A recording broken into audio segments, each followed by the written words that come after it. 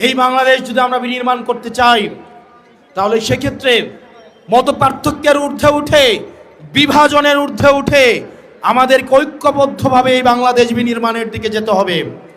প্রত্যেকটা নাগরিকের মর্যাদা আমাদেরকে প্রতিষ্ঠিত করতে হবে এবং আমার সামনে যে উদ্দীপ্ত তরুণ সমাজ রয়েছে আপনাদের সামর্থ্য শক্তি এবং উদ্দীপনাকে কাজে লাগাতে হবে।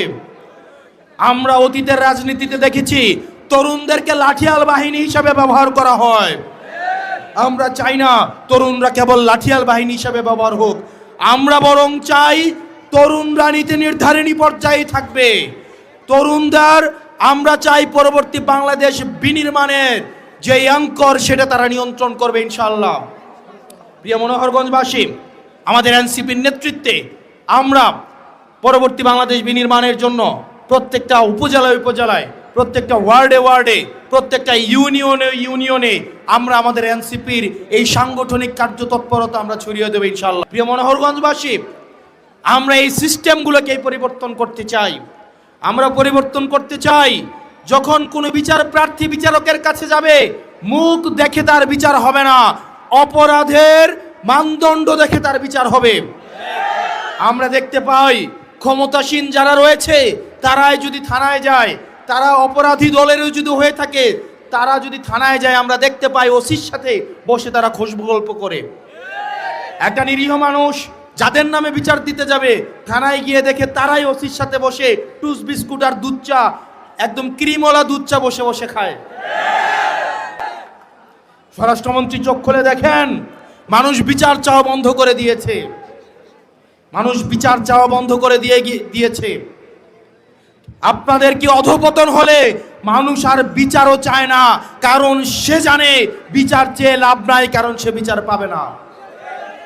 প্রিয় মনোহরগঞ্জবাসী এবং এই তরুণ প্রজন্ম, আপনারা আজকে এই বিস্তীর্ণ মাঠে খোলা আকাশের নিচে সুনীল আকাশের নিচে যারা এসে দাঁড়িয়েছেন, যাদের ভোট দেওয়ার বয়স হয় নাই কিংবা যাদের ভোট দেওয়ার বয়স হয়েছে, পরবর্তী বাংলাদেশ আমরা আপনাদেরকে নিয়ে বিনির্মাণ করব।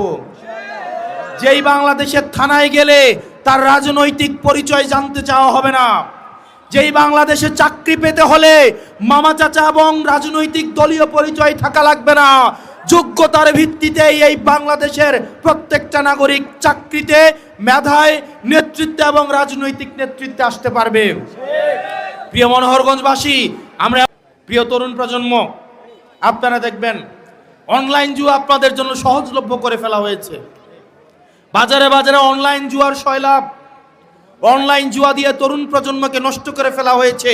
বর্ডারগুলোকে উন্মুক্ত করে দেওয়া হয়েছে। এই বর্ডারে মাদকের উন্মুক্ত প্রসারের মধ্য দিয়ে আমার তরুণ প্রজন্মকে নষ্ট করে ফেলা হচ্ছে। এই সার্ভিসের উপর আমার নিজেরই আস্থা নাই, আমি নিজেই গ্রহণ করি না। এই সার্ভিসটা যখন আমি জনগণকেই দিচ্ছি, তার মানে এই সার্ভিসের মধ্যে অবশ্যই কোনো না কোনো প্রতারণা রয়েছে।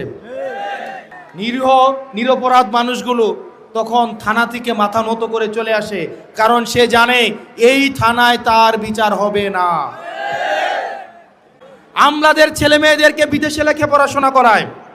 আমাদের দেশের আমলারা বললে মাইন্ড করবে, আপনারা খোঁজ খবর নিয়ে দেখেন, আমলাদের সন্তানরে উনারা দেশে রাখেন না, উনারা বিদেশে রেখে পড়াশোনা করায়। অর্থাৎ উনারা এমন একটা সার্ভিস আমাদেরকে দেন যেই সার্ভিসটা উনারা নিজেরাই গ্রহণ করেন নাই, যেই সার্ভিসের উপর ওনাদের নিজেদেরই আস্থা নাই। তাহলে যেই আমাদের দেশের মানুষ বিচার পায় না, শিশুরা ধর্ষিত হচ্ছে, বর্ডার দিয়ে অস্ত্র ঢুকছে থানাতে, আমার জনগণ বিচার পায় না, মামলা দিতে গেলে মামলা রাখে না, আর স্বরাষ্ট্রমন্ত্রী সংসদে দাঁড়িয়ে উনি বাংলাদেশের মানুষকে প্রতারণার সংবিধান শিখায়। এমন একটা বাংলাদেশ গড়তে চাই যেই বাংলাদেশে পলিটিক্যাল লিডাররা রাজনৈতিক মঞ্চে দাঁড়িয়ে শুধু বড় বড় কথা বলবে না, বড় বড় কথা বলে তারা নিজেরাই যাবে থাইল্যান্ডে চিকিৎসা নিতে, সিঙ্গাপুরে চেক আপ করাতে, তাদের সন্তানদেরকে তারা ইউএসএ, আমেরিকা, কানাডায়, বেগম পাড়ায় রেখে পড়াবে। আমরা এমন বাংলাদেশ চাই না, বরং এমন বাংলাদেশ চাই যেই বাংলাদেশের শিক্ষা প্রতিষ্ঠানগুলোতে দপ্তরির ছেলেও যেমন পড়াশোনা করবে, ঠিক প্রতিষ্ঠান প্রধানের ছেলেও পড়াশোনা করবে।